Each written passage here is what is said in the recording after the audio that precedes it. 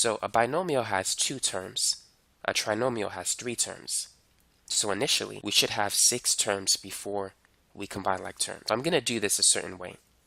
So let's multiply 3x by x cubed. So that's going to be x cubed. 1 plus 2 is 3.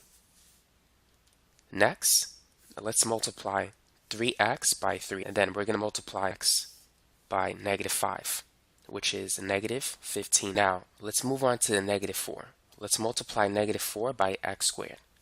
Now, I'm going to put that result under x squared because they're like terms. Next, let's multiply negative 4 by 3x, which is negative. And then finally, negative 4 by negative 5, which is positive 20.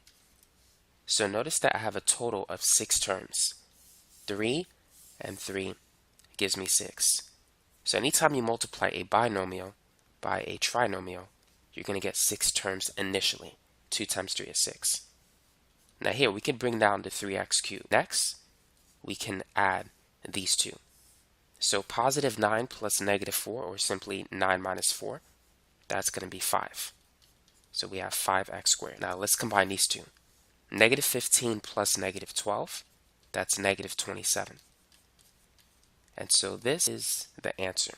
3x cubed plus 5x squared minus 27x plus 20.